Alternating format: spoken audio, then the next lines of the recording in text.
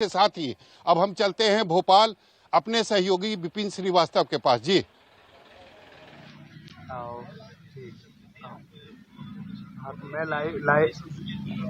देखिए, बिल्कुल मध्य प्रदेश यानी वो प्रदेश जहां गेहूं जहां का बड़ा फेमस है। और गेहूं की इस वक्त अगर बात की जाए तो मध्य प्रदेश का गेहूं देश ही नहीं बल्कि विदेशों तक पहुंचता है। इस वक्त मैं गेहूं के खेत पे ही बैठा हूं जहां पर कुछ किसान भाई भी हमारे साथ हैं।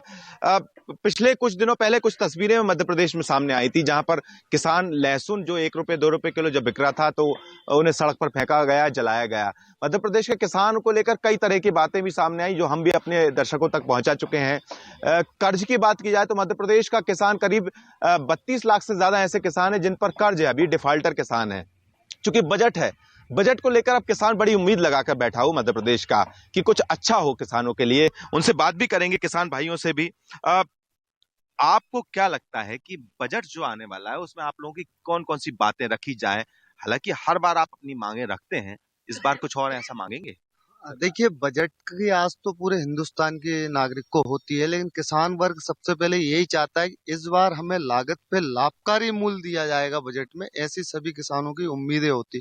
लेकिन शासन पूरी तरीके से, प्रशासन पूरी तरीके से किसानों के उम्मीद पे पानी फेर देता है।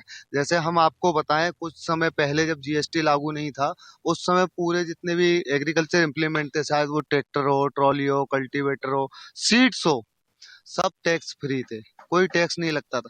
आज के डेट में मतलब यानी कि एग्रीकल्चर इम्प्लीमेंट में 18 से 28% शासन ने टैक्स लगा के रखा है।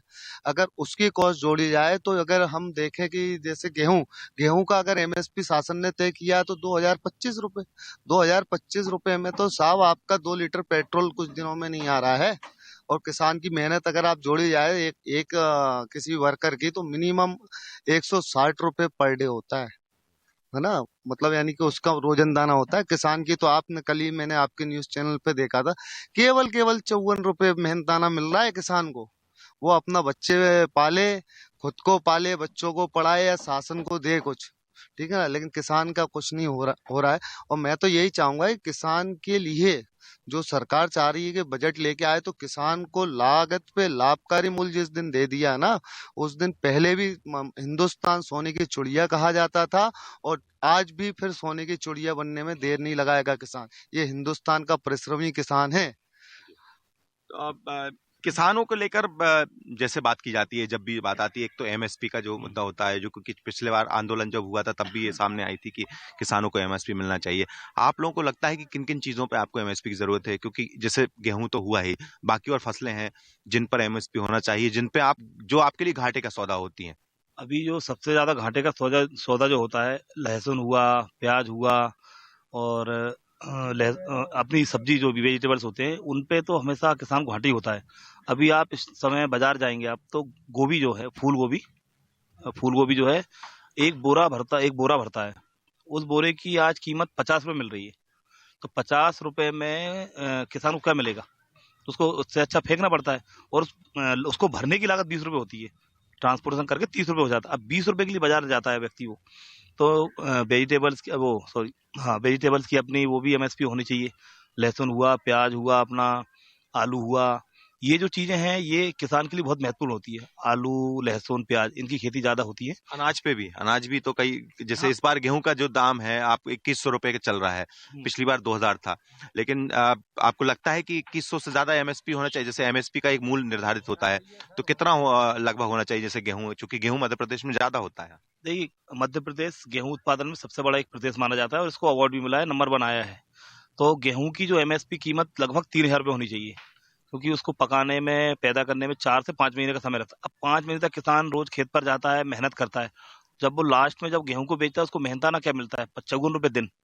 तो कम से कम उसको 150 रुपए, 200 रुपए दिन तो मिले, ताकि वो अपना घर परिवार चला सके, अपने बच्चों को अच्छे से पढ़ा शिक्षा दे सके। अब आपको लगता है कि जो सामान है, क्योंकि डीजल वगैरह का इस्तेमाल भी होता है, जैसे खेती करते हैं तब डीजल का है, उपकरण जो होते हैं वो लगते हैं, उन पे कुछ आप चाहते हैं सरकार उन पे कुछ करे? हाँ, सरकार को टैक्स फ्री करना चाहिए कुछ कम समय में, मतलब ताकि किसान को डीजल और ये पेट्रोल से फायदा हो। जरूरी है ये। बिल्कुल। हाँ। तो तो अच्छा, एक एक चीज और जो सामने आती, कुछ किसान और भाई हैं, उनसे पूछेंगे। आपको क्या लगता है, हालांकि सरकार एक तो जो किसान सम्मान निधि देती है आपको, मोदी सरकार देती है 6,000 रुपए, और शिवराज सिंह चौहान जो कि वो अलग से 4,000 रुपए देते हैं, तो ये आपको 10,000 रुपए तो मिलता है, इससे कुछ फर्क पड़ता है, कुछ राहत मिलती है आपको इन सब चीजों से? लेकिन ये मिला कहाँ? पूर्ण रूप से मिलता नहीं है ना, कहाँ मिला? कहीं कहीं मिल गया, यहाँ ये मुश्किल से।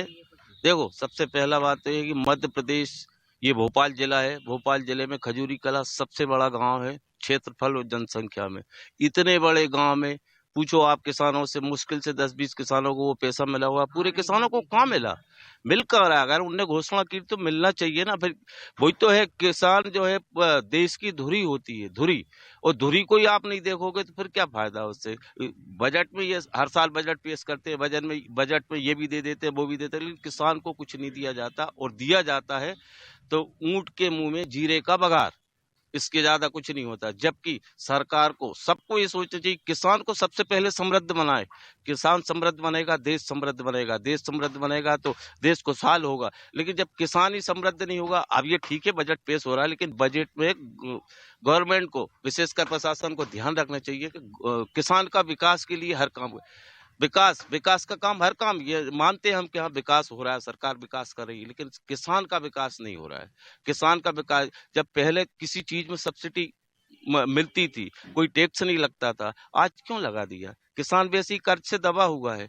कई लोग ऐसे छोटे छोटे किसान है जिसके पास कर्जा है, अब वो कर्ज दे या बच्चों को पढ़ा है, क्या करे? किसान वैसे ही कर्ज से दबा है, इसके ऊपर भी जीएसटी लगा देते हैं, उस पर टैक्स लगा देते हैं, मशीनों पे लगा देते हैं, और उसकी मेहनत की लागत मूल्य उसका नहीं मिलता, फिर क्या फायदा? जबकि ये लोग सब जानते, देखो आज नहीं, ऋषि मुनि भी ये जानते थे किसान सबसे बड़ा है, किसान सबसे बड़ा देश में हर जगह। किसान पैदा करेगा, मेहनत करेगा, खेत में पैदा करेगा, सब लोग को देगा वो किसान। जब किसान ही समृद्ध नहीं होगा तो फिर देश समृद्ध होगा कैसे? आप ये गवर्नमेंट को देखना चाहिए। बजट है, ठीक है, बजट पेश होगा, लेकिन बजट में यही हमारी आशा है, और आशा करते हैं कि किसान को सबसे पहले, सबसे ऊपर कैटेगरी में रखे। दूसरा एक और है, किसान के साथ देखो, आज गाय माता कष्ट में है, गौ माता से भी किसान, दूध नहीं पीता क्या कोई? केवल गेहूं खाता है, चाय नहीं पीता, दूध नहीं पीता। गवर्नमेंट को इस गौ माता तरफ भी विशेष ध्यान रखना चाहिए, उसका पोषण करना चाहिए। ये तो कर दी कि मैंने एक पेपर में पढ़ा था कि 20,000 गौशाला मध्य प्रदेश में खोली जाएगी। मेरी ख्याल से 20,000 क्या 20 नहीं खोली अभी तक। एक, दूसरा, उनका जो गौशालाएं हैं उन पे विशेष ध्यान देना चाहिए। अभी हमारे यहाँ कांजी हाउस है, उसमें चारा नहीं आ रहा है। अभी मैंने पेपर में पढ़ा है, भोपाल जिले में ही है वो सूकी से मरिया के पास गौशाला, सबसे बड़ी गौशाला है इस एरिए में, लेकिन उसमें गाय मर रही है। पता ये लगा कि उसमें उनको चारा नहीं दिया जा रहा है। तो किसान को पहले इन बातों पे ध्यान देना चाहिए। बजट भी अगर पेश करें उस पर भी करें, बजट पेश करें तो उस पर भी करें, उस पर भी दें पैसा, और भी ऐसा नहीं कि सबको पैसा दे, लेकिन मेन धुरी है किसान। आप कुछ कहना चाह रहे थे? आप कुछ कहना चाह रहे थे? आप कुछ कहना चाह रहे थे? जी। बिल्कुल। तो ये मध्य प्रदेश के राजधानी भोपाल के किसान हैं,